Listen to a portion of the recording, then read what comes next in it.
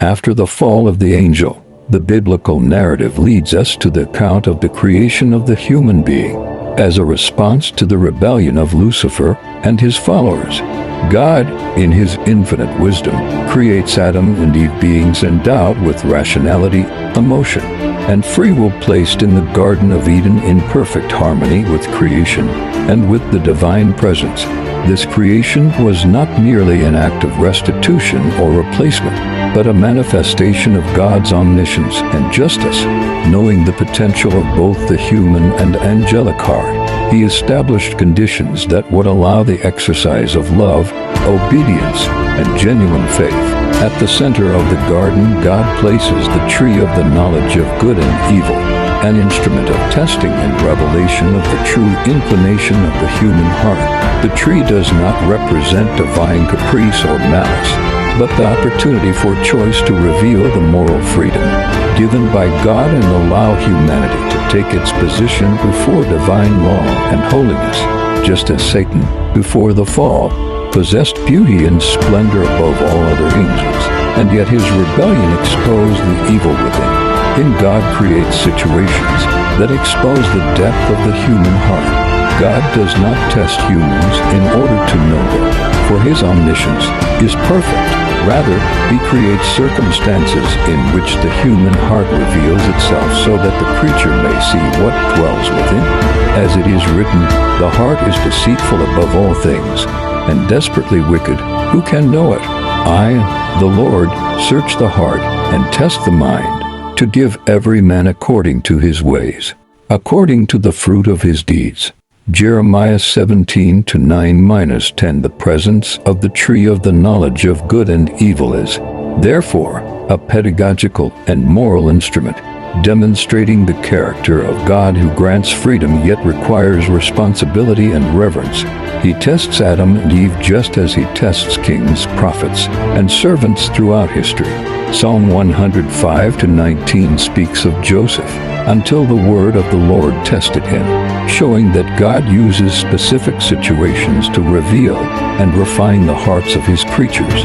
Likewise, 2 Chronicles 32-31 recounts how God tested King Ezekiel to reveal what was in his heart and prove his fidelity. Psalm 11:4-5 reinforces that God observes from his heavenly throne, examining the righteous and the wicked, testing the integrity of the human heart, and declaring that those who turn aside will face consequences. The story of Adam and Eve also reveals the activity of Satan as the agent of temptation. Satan, who once possessed beauty and high position, becomes the instrument of evil, seeking to corrupt the human being created in the image of God. The narrative shows that just as Lucifer's pride manifested itself even in the midst of splendor, the human heart, when tested, reveals its inclination. Yet God does not abandon, even in the face of sin and the fall. He holds the power to restore. David's psalm cries, "Search me, O God, and know my heart. Test me and know my thoughts. See if there is any wicked way in me, and lead me in the way everlasting."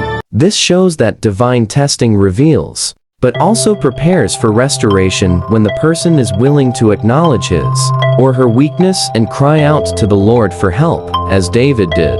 Thus, the creation of the new human in Adam and Eve is a clear demonstration of God's omniscience and of his redemptive plan already in motion.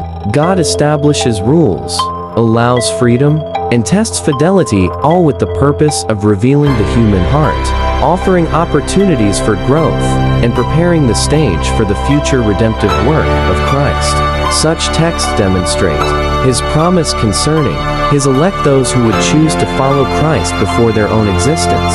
Revelation 13:8, and all who dwell on the earth will worship it, those whose names have not been written in the book of life of the Lamb who was slain from the foundation of the world.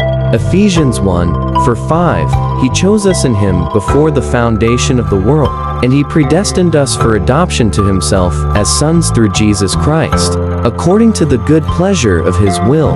2 Timothy 1-9, he saved us and called us with a holy calling, not according to our works, but according to his own purpose and grace. which was given to us in Christ Jesus before time began.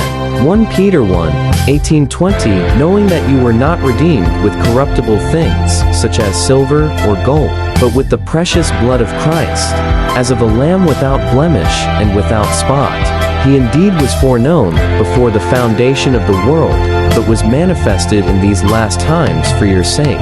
The tree, the temptation, and the test are not arbitrary acts, but pedagogical instruments of the Most High, teaching about moral responsibility, the need for obedience, and the possibility of restoration even in the face of human failure. The episode reminds us that beauty, position, or strength, whether angelic or human, do not guarantee fidelity or holiness. Satan was magnificent among the angels, yet his vanity led to his fall. Adam and Eve were complete in Eden, but lacking full discernment, they were tempted and failed. God, in his omniscience, allows each being to see the truth of its own heart.